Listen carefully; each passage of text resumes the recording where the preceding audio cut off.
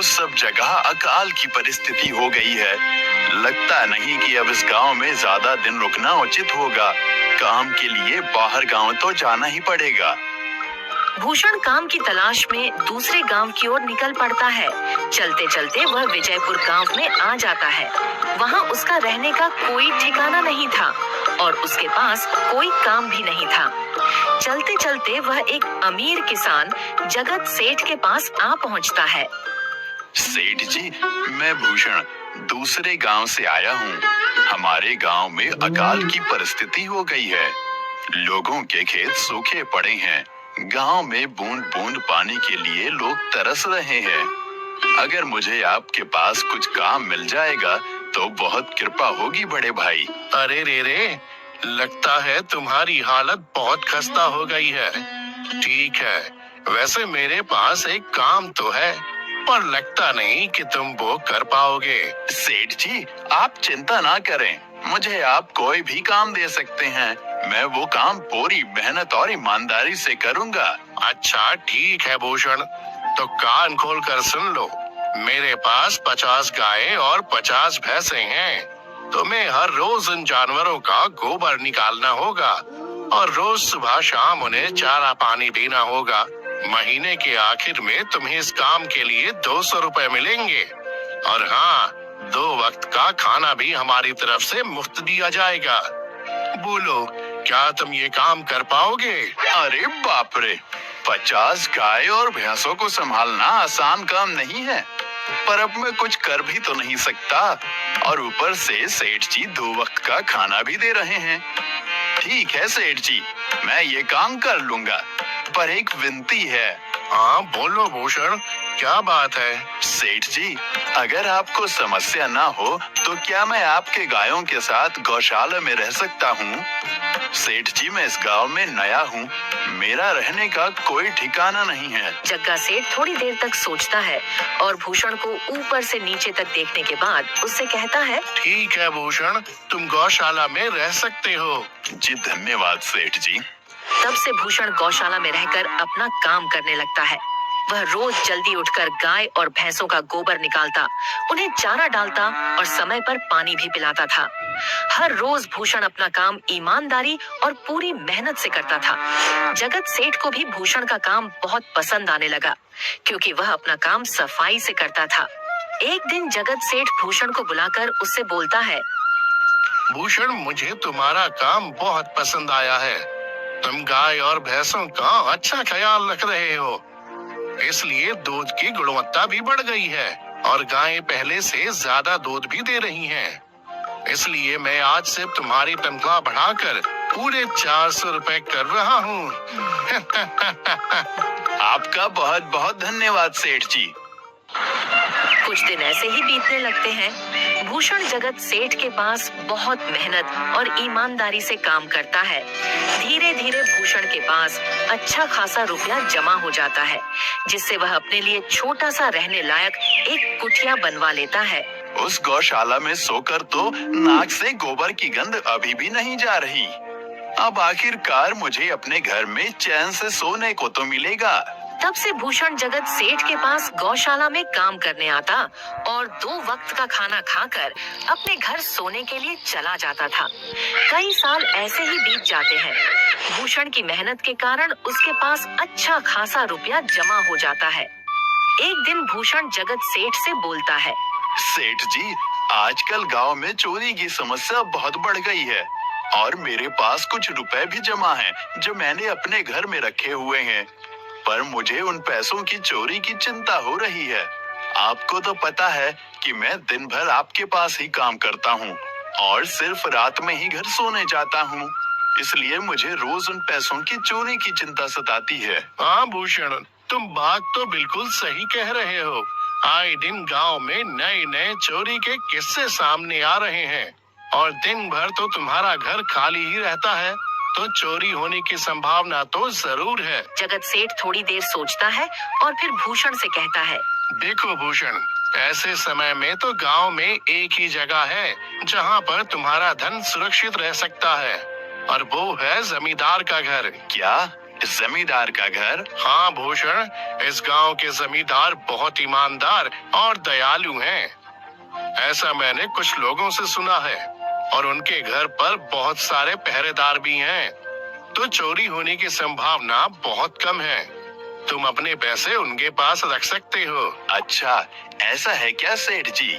ठीक है, फिर आज ही मैं जमींदार जी से मिलकर बात करता हूँ और उन्हें अपनी समस्या बताता हूँ।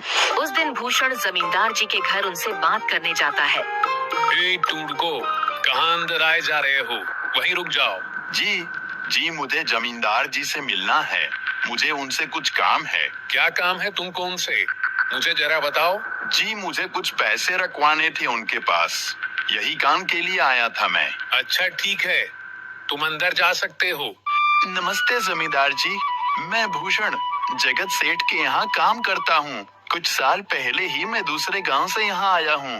अच्छा भूषण, बोलो तुम्हारा क्या काम है मेरे पास? जमींदार जी, मैं सालों से जगत सेठ के पास काम कर रहा हूँ और मैंने कुछ रुपए भी जमा कर लिए हैं।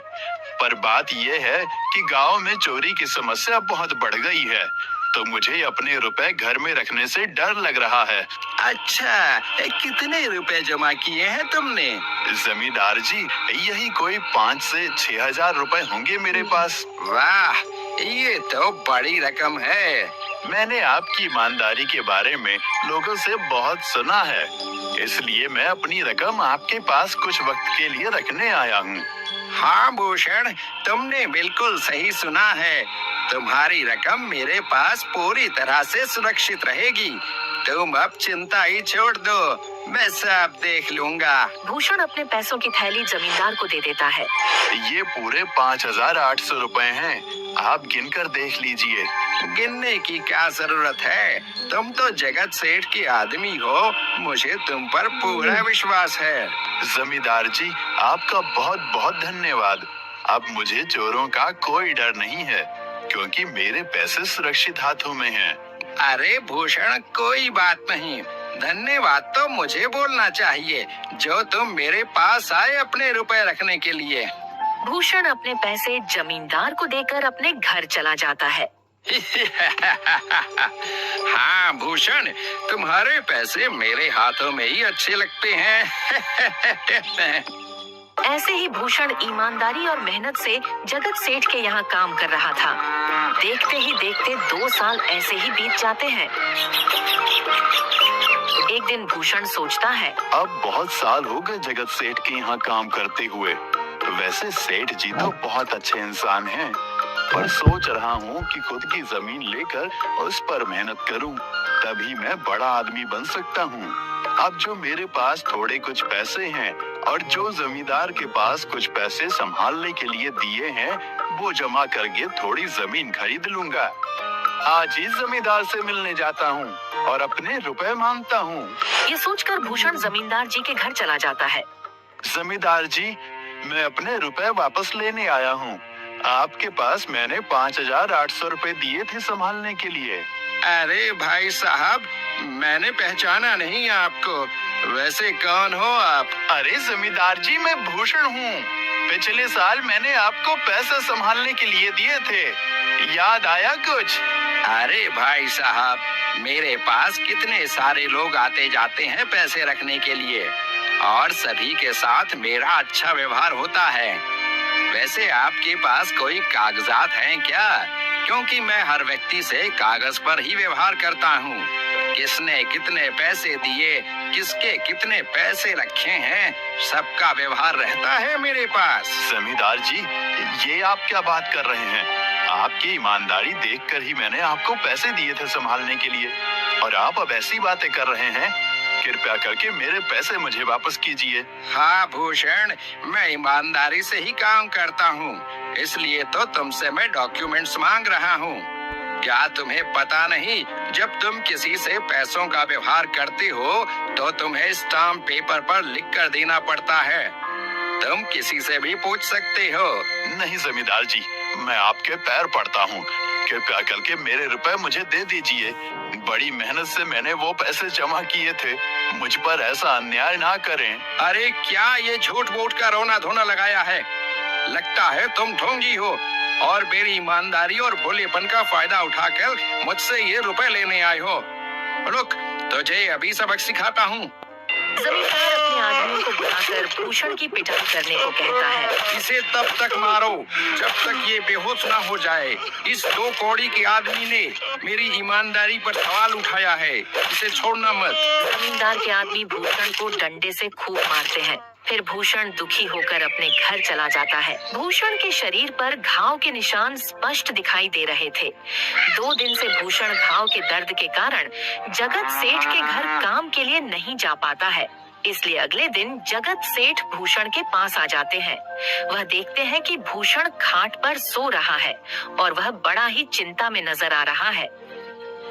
भूषण भाई, तुम 2 दिन काम पर नहीं आए, क्या हुआ भाई? तबीयत ठीक है ना तुम्हारी? कुछ समस्या है क्या? अरे सेठ जी, आप खुद यहाँ आए हो। आप खबर भिजवाते तो मैं खुद चला आता। अरे भूषण, कोई बात नहीं, तुम्हें देखकर लगता है तुम बीमार हो। क्या हुआ है तुम्हें? जगत सेठ, क्या बताऊं, जिस जमींदार के पास पिछले साल मैंने अपने पैसे संभालने को दिए थे, वो आज मुझे पैसे वापस नहीं करना चाहता। वो बहुत लालची इंसान है, वो लोगों को ठग रहा है। और जब मैंने बाद में गिड़गिड़ाना शुरू किया तो उसने डंडे से मार मार कर मेरी पिटाई करवा दी और मुझे वहां से धक्के मार कर निकाल दिया। अरे बाप रे, ये तो बड़ा ही गंभीर विषय है। मैंने तो जमींदार के बारे में अच्छा ही सुना था, पर मुझे भी नहीं पता था कि वो इंसान इतना गिरा हुआ है। तभी मैं सोचूं, हर साल उसकी संपत्ति इतनी ज्यादा कैसे बढ़ रही है। मुझे माफ कर दो भूषण, मैंने ही तुम्हें जमींदार के पास जाने को बोला था। गलती तो मेरी भी है। नहीं जगत सेठ, आप तो मेरा अच्छा ही सोच रहे थे। ये तो उस जमींदार का लालच है। अब लगता नहीं मेरे पैसे उस जमींदार से वापस मिलेंगे भी। भूषण, मेरे पास एक तरकीब है जिससे मैं तुम्हारे पैसे तुम्हें वापस दिला सकता हूँ। जगत सेठ भूषण के कान में सारी तरकीब बताता है। ठीक है सेठ जी, हे ऊपर वाले, ये तरकीब कामयाब होने दीजिए। अगले दिन जगत सेठ बहुत सारे पैसों को एक सूटकेस में भरकर खुद जमींदार के घर जाता है। अरे जगत सेठ, आज आप खुद यहाँ? बोलो भाई, इस गरीब के घर कैसे आना हुआ? हमारा तो ये सौभाग्य है कि आप जैसे धनी आदमी के चरण हमारे घर में लगे हैं। नमस्ते जमींदार जी। अरे जमींदार जी, आप तो मुझे अब लज्जित कर रहे हैं। वैसे मैं कुछ महीनों के लिए दूसरे राज्य में व्यापार करने जा रहा हूँ। मैं ये लगभग 50,000 रुपए लाया हूँ। मुझे डर है कि कहीं ये चोरी ना हो जाए। क्या आप मेरे सारे पैसे अपने पास संभाल कर रख सकते हैं? आपके सिवाय इस गांव में और किसी पर भरोसा नहीं कर सकता। अरे जगत सेठ, ये भी कोई पूछने की बात है? मेरे पास आपके पैसे बिल्कुल सुरक्षित रहेंगे। आप निश्चित होकर व्यापार करने जा सकते हैं। इस बार तो बड़ी मछली हाथ लगी है। बार बार ऐसा मौका नहीं मिलता। भारी माल हाथ में लगने वाला है। तभी वहाँ पर भूषण आ जाता है। अरे भूषण, तुम? अच्छा हुआ तुम आ गए। मैं तुम्हारे पास ही आने वाला था। मुझे माफ करना, उस दिन तुम्हें पहचान नहीं पाया। इतने सारे लोग मेरे पास आते हैं तो जरा परेशानी होती है, पर मैं अपनी बातों का बड़ा पक्का हूँ। हाँ रुको, मैं तुम्हारे सारे पैसे अभी देता हूँ। जमींदार भूषण के सारे पैसे उसे लौटा देता है। माफ करना भूषण, मेरे आदमियों ने तुम्हारे साथ उस दिन बदतमीजी की। मैं आज ही उनको काम से निकालता हूँ। भूषण बिना कुछ बोले वहाँ से चला जाता है। अरे क्या बात है जमींदार जी, आप तो अपने बातों के बहुत पक्के हैं। तो ठीक है, मैं अपने सारे पैसे आपके पास रख सकता हूँ। जगत सेठ इतना बोल ही रहा था कि तभी वहाँ जगत सेठ का नौकर आ जाता है। मालिक, अब आपको बाहर के राज्य में जाने की कोई जरूरत नहीं है। अभी अभी व्यापारियों का संदेश आया है और उसने कहा कि वो खुद हमारे गांव आ रहे हैं। अरे ये तो बहुत बढ़िया बात हुई। अब मुझे इतनी दूर नहीं जाना पड़ेगा। सुन रहे हो जमींदार जी, व्यापारी यहाँ आ रहे हैं। अब मुझे नहीं लगता कि ये पैसे आपके पास रखने का कोई मतलब होगा। चलो, आपका बहुत बहुत धन्यवाद। आपने इतनी ईमानदारी दिखाई मुझे। हाँ, पर अगली बार जरूर आपके पास ही आऊंगा। ऐसा बोलकर जगत सेठ और उसका नौकर वहाँ से अपने पैसे लेकर चले जाते हैं। धत तेरी की, ये क्या हो गया? ये 50,000 तो चले गए और जो भूषण के 5,800 रुपए हड़प लिए थे वो भी चले गए। आपका बहुत बहुत धन्यवाद सेठ जी। अगर आज आप ना होते तो मेरी सारी जमा पूंजी वो जमींदार हड़प लेता। भूषण, कोई बात नहीं। जो व्यक्ति मेहनत और ईमानदारी से कमाता है, ऊपर वाले उसका कभी बुरा नहीं होने देते, और जो हराम की कमाई का खाता है उसका कभी अच्छा नहीं होने